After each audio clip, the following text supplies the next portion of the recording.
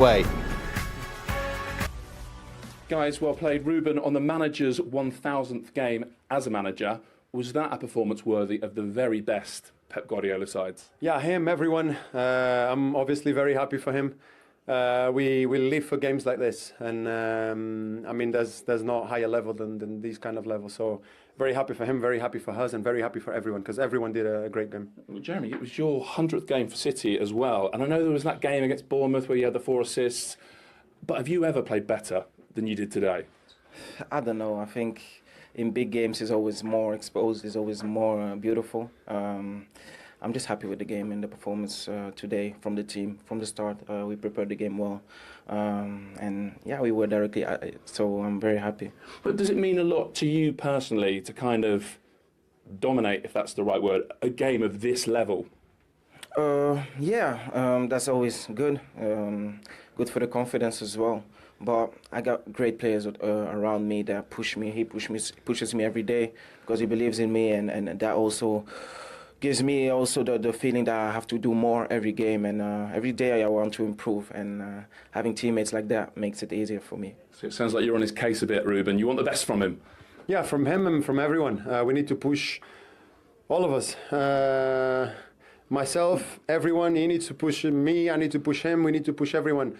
I seen obviously the amazing game he did. I seen just now in the end the sprint Erling did to compensate because Savinho was inside, and we live of these things. I remember still before I came to this club, and from watching this club playing on TV, these were the details that make them win so much. These little differences of everyone ready to show up and ready to sacrifice for the guy next to them. And I wonder today as well if we saw a little bit of a new City taking shape. Probably you've been feeling it for a few weeks or a few months, but Jeremy giving a player of the match performance, Nico O'Reilly, Matheus Nunes. We know what, with respect to guys like you, the kind of City legends can do, but are we seeing a new generation kind of stepping up now? I mean, this is not new. Has been going on for a while now. Obviously, we've been talking a lot about a rebuild since last season, and there were many changes in the team, which is part of the process of any club and any team that wants to keep on winning. And yes, of course, there's maybe new faces to the one because of the ones that left, but the quality stays the same, and we keep on pushing. And I mean, it's still early in the season, feet on the ground, but we're going to keep on pushing. Yeah. I think it was another record because Jeremy, you were named player of the match as early as the 63rd minute when you got your goal. So here it is. Ruben's going to present it for us. Well played. Thank you very much. Thank you. Yeah, he was the star of the show. 7 home wins in a row in all competitions now for Manchester City. 100 games for Jeremy Doku. I bet you were glad you weren't marking him today from a defender's point of view. He's unplayable at times, and his ability to go past any defender, any player, not just his speed but his strength is underestimated as well. But I think this season we've seen a more composed end product. I think we've seen the excitement and the dribbling and all that stuff and the work rate. I think now he's getting to a stage of where he's able to slow himself down a little bit once he's gone past someone and make the right decision and execute the right pass or the cross or the shot that we've seen today. But these moments here, I think you create your own luck. When you're that direct and determined and you work so hard, you do drive at the fullback, because there's not many times he's resting in possession. He often drives directly at the fullback and makes the defender defend, which, I don't care how much you enjoy defending, you don't want to have to do it every time the winger receives the ball. And that initial burst of pace over the first 5 yards is frightening, isn't it? It's insane. I think his top speed is very, very high anyway, but his ability to generate that straight away is crazy. Like, as soon as he's lifted his leg and he's took the step, he's flat out within one stride. So it is sometimes unstoppable, but these are the moments I think that he's worked on. I swear, when I saw him in the Club World Cup, there was just a different level of composure with the end product, and I think that's the only thing that's been missing in his game. Yeah, and if you can add that to his game with the goals, I mean, it's a frightening product, isn't it? Yeah, but Steve, that's part of growing as a player as well, you know, and putting layers on your performance and what you can do. And certainly goals, it's in big games and huge games like that. That's what he's at the club for. But I think watching him, we always knew and we've seen playing wide, a lot of them clips there, 1v1 against Bradley. But actually he's drifting in the pitch as well at times and looking comfortable receiving inside the pitch. And I just think he's grown. He looks like he feels like he really belongs there, and he's an important player. And I think that's a big thing for each individual player to think, actually, I'm in the team and I can make a big difference. Don't almost have to prove myself. He's kind of gone through that phase, and now he wants to kick on. He's playing with so much confidence, like he is one of the main players, and putting layers, as I said, on his level of performance almost every week. So I wouldn't want to play against him. And he's still only 23 years of age. Right, all smiles for Manchester City then, but another damaging away defeat for Liverpool in the Premier League. Here's their captain, Virgil van Dijk. Well, Virgil, there was a sliding doors moment in that game when you had the ball in the net. Obviously, it didn't stand. As you stand here now, do you look back at that, or do you reflect more on how Liverpool have played today? I think in football, obviously, there are key decisions. That obviously happens, and the officials are deciding this, and we have to deal with it on the pitch, both teams. And I think there's no point to discuss this on my point of view. But the reality is that we lost it 3-0, and that's obviously a big blow, definitely.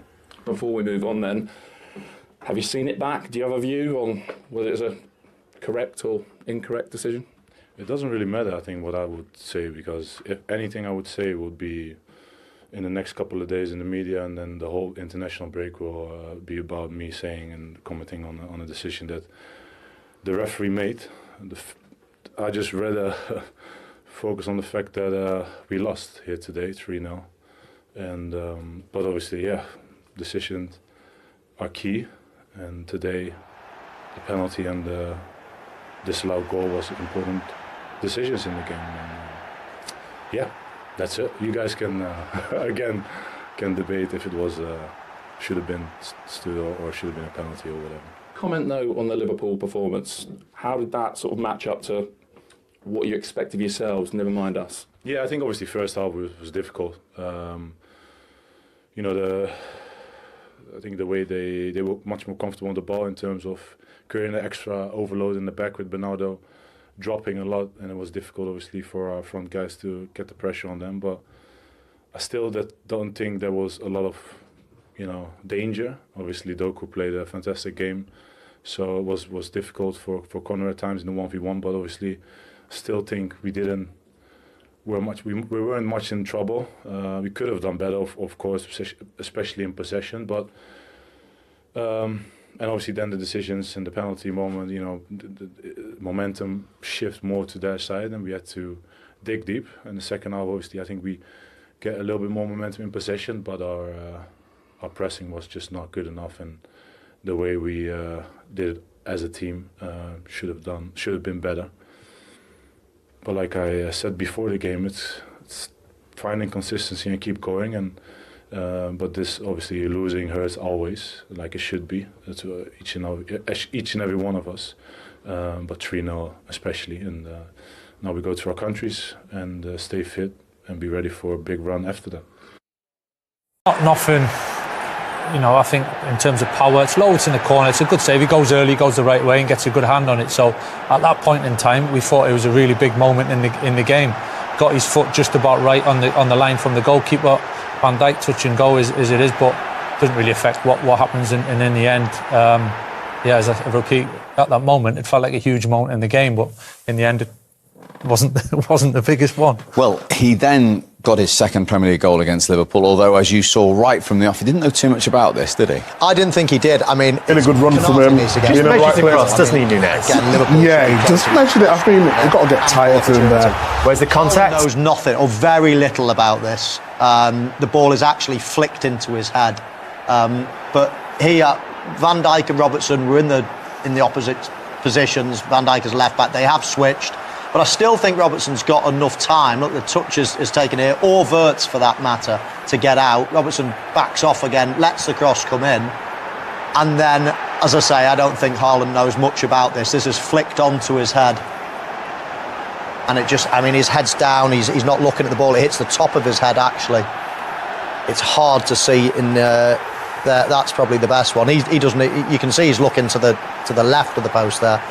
I don't think he knows much about it, but it flies into the corner. OK, so that was 1-0 Manchester City. Then Liverpool thought they'd made it 1-1. We'll look at it in a moment. This Been high enough, often enough to disallowing of that goal when the offside flag went up. The referee's call of offside and no goal to Liverpool was checked and confirmed by they flooded it with Robertson in an offside position and deemed to be making an obvious action direct. He's had a penalty save, but he was soon on the score sheet again as ever. We'll have a go. And Gonzalez, for the first time this season in the Premier League, has made it 2 to City. Thanks. Liverpool nil. I think it's a bad decision.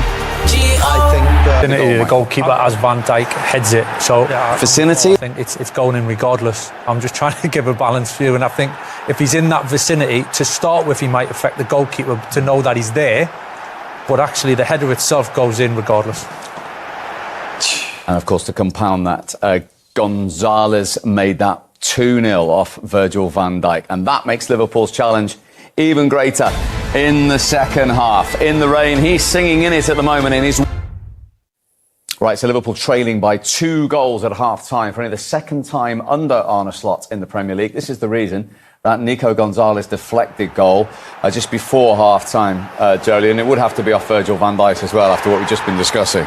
Yeah, it's slightly unfortunate from Virgil. As a defender, your instinct is to try and get something on it, but if you're in the middle of a goal, 9 times out of 10, if you do, it still keeps it on target and just deflects it away from the keeper. So, yeah, it's hard not to do it, but as a keeper, it's just instinctive to stick your leg out. I was going to say, is that virtually impossible just to let it go? When you see his shots on target, it's just automatic. Yeah, it's automatic, and you actually think you're in line with it as well, so it is frustrating when it does end up in the back of the net.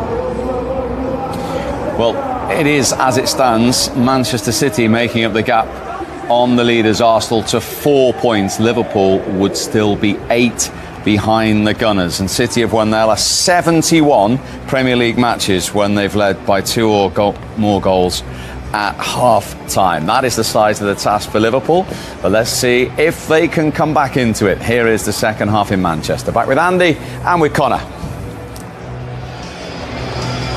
Well, Arne Slot's team, it's only the second time as Liverpool manager that he's